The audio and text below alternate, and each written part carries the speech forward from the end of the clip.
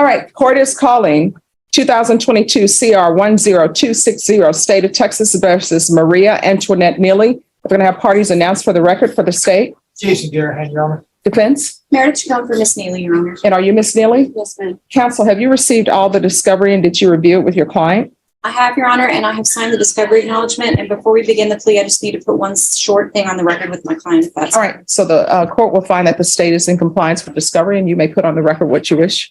Miss Neely, you had originally filed a motion to have a different attorney appointed back in November. Are you asking the court to disregard that and have me continue as your attorney today? And are you satisfied with my representation? Yes. Oh, thank you. All right, Miss Neely, I'm showing you what's entitled True Bill of Indictment. Did you review that with your attorney? Did you understand it? Yes. Counsel, do you waive the reading of the indictment? We do, Your Honor. State, are you proceeding on the indictment as presented? We are, Your Honor. Ms. Neely, I'm showing you what's entitled Court Admonishments and Defendants Waivers and Affidavit of Admonitions. Did you review that with your attorney? Did you understand it? And did you sign it in all the appropriate places? Yes, ma'am. And did you understand what you're charged with is manslaughter as a second-degree felony? The range of punishment is anywhere from 2 to 20 years in prison with a possible fine up to $10,000. Yes, ma'am. And the repeater, Your Honor, we're proceeding with that. All right. Okay. And so with the repeater, if it's proven, then that makes it a first-degree felony. The range of punishment for that is anywhere from 5 to 99 years or life with a possible fine up to $10,000. Did you understand? Yes. If you have a plea bargain agreement with the state, the court does not have to follow your agreement. If for any reason the court does not follow your agreement and gives you more than you bargained for, the fact that you entered a plea will not be used against you and you will be allowed to withdraw your plea. Did you understand? Yes, ma'am. Did you understand you have a right to jury trial, a right for you or your attorney to cross-examine and confront any witnesses the state would call and rights to remain silent? Did you understand by entering this plea, you were giving up those rights? And did you intend to give up those rights and enter into a plea in this case? Counsel, has your client been able to provide you with any defenses? Yes, Your Honor. Do you believe she has a rational as well as a factual understanding of the charges against her? I do, Your Honor. Do you believe she's currently competent and was legally insane at the time of the offense? Yes, Your Honor. Ms. Neely, has anyone threatened you, forced you, or placed you in fear to get you to enter this plea? Has anyone promised you anything other than the plea? Are you satisfied with the way you've been represented? Are you a U.S. citizen? Court will find that defendant has knowingly and voluntarily waived her right to jury trial. Showing you the plea bargain page. Did you review that with your attorney? Did you understand it? According to the plea bargain agreement, you agree that you've been previously convicted of a felony for purposes of enhancement. Punishment is be assessed at 8 years in the prison. There are no applications, and the state will take in consideration 2022 CR 10259. Did you understand that to be the plea? Defense? Yes, Your Honor. State? It is, Your Honor. Showing you the paragraph entitled Waiver of Appeal paragraph. Did you review that paragraph with your attorney? Did you understand it? And did you sign it in both places? Yes, ma'am. Did you understand by signing that you're waiving your right to appeal? The only items that can be appealed are written pretrial motions that have been filed, heard, and ruled upon by the court. Did you understand? Yes, ma'am. Counsel, have there been any such motions? No, Your Honor. Then to the offenses charged, how do you plead? Guilty, not guilty, or no contest? No contest. State any evidence? Yes, State Exhibit number 1 with all of its attachments, Your Honor. And I've gone over that with my client. We have no objection, Your Honor. Ms. Neely, I'm showing you what's entitled Waiver and Consent to Stipulation of Testimony and Stipulations. Did you review that document with your attorney? Did you understand it? Did you sign it in all the appropriate places? Yes, ma'am. Again, did you understand you have a right to jury trial, a right for you or your attorney to cross-examine and confront any witnesses the state would call and the right to remain silent? Did you understand that today the state will be presenting evidence in the form of witnesses' statements and police reports, but most importantly, there will be no live testimony? Did you understand? Court will find that defendant has knowingly and voluntarily waived and consented to stipulation of testimony and stipulations. The court will accept into evidence States Exhibits 1 and attachments. To the repeat offender enhancement allegation, how do you plead? True or not true? Sure. Okay. And the court will review States Exhibits 1 and attachments.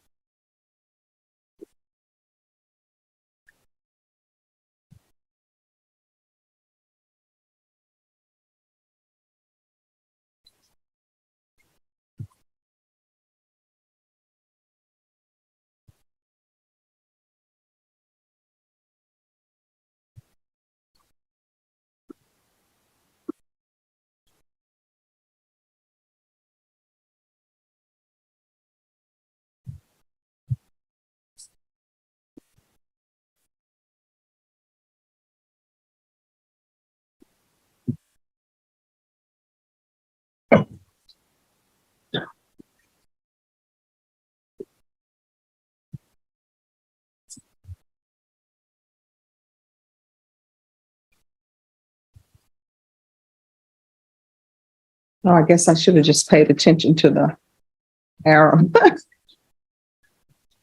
That was for previous, by the state, Your Honor. Observing this page, sorry about that. Oh, no problem.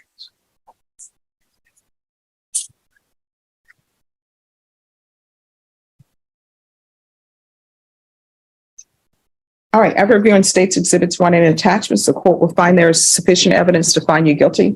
The court will find you guilty. The court will find the enhancement true based upon your plea of true and also based upon states exhibits 1 and attachments. Are you proceeding with sentencing?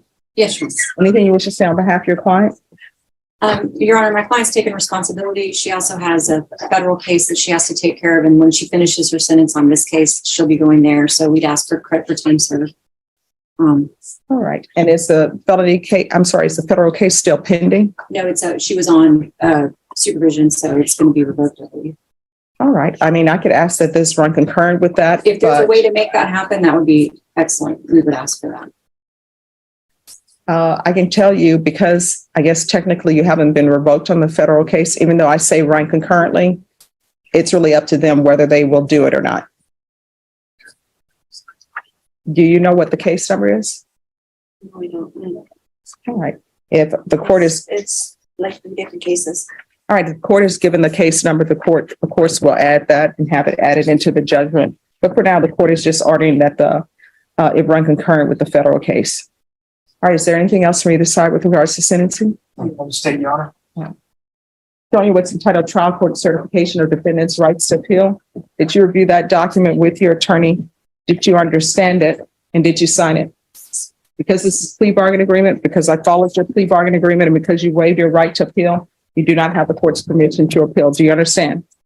And because this is a felony conviction, you're not allowed to own or possess any weapons or ammunition. If you have a question over what a weapon or ammunition is, you'll need to speak to an attorney. Do you understand?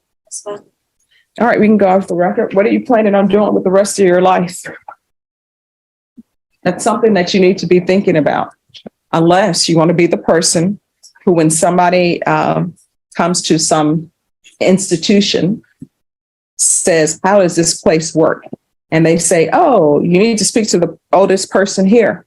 And they say, who is that? They're like, oh, we call her Grandma Antoinette. Or either with you, they may say, we call her Queen Antoinette because of your middle name. And then you find out you're the oldest person at the prison. So you had better start making changes because it's not going to go well if you don't. You understand? All right. Good luck to you. Thank you, Mr. Khan.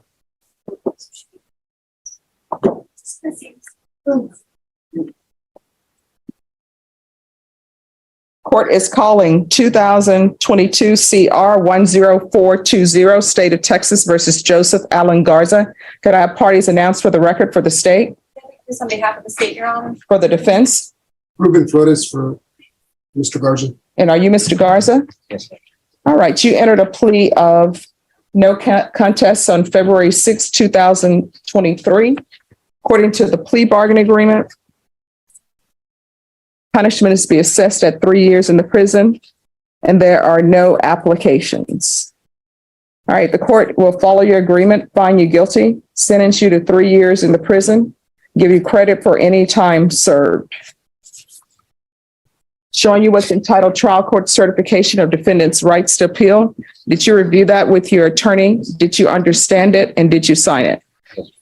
Because this is a plea bargain agreement, because I followed your plea bargain agreement, and because you waive your right to appeal, you do not have the court's permission to appeal. Do you understand? Because this is a felony conviction, you're not allowed to own or possess any weapons or ammunition. If you have a question over what a weapon or ammunition is, you'll need to speak to an attorney. Do you understand? All right, we're off the record. Mr. Garza, if there's a drug or alcohol problem, what I can do is I can request that you be placed in a therapeutic community. The therapeutic community does not increase your time at the prison. No? Okay. All right. Good luck I would to like you. to say something. Sure.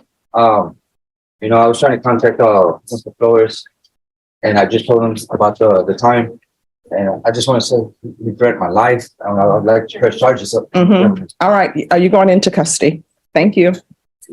Yeah, can you help me? Okay, next. I understand. After hearing the evidence and accepting the plea agreements, the judge delivered more than just prison sentences, she delivered a stark warning about the future. Her message was clear: repeated bad choices don't just bring punishment, they can turn years into a lifetime defined by prison walls. Even while following the law and honoring the plea agreements, the court reminded these defendants that change is still possible, but time runs out faster than most people realize. In the end, accountability isn't just about serving a sentence, it's about deciding what kind of life comes next. So what do you think? Can someone truly change after years of criminal behavior, or does the cycle become impossible to break?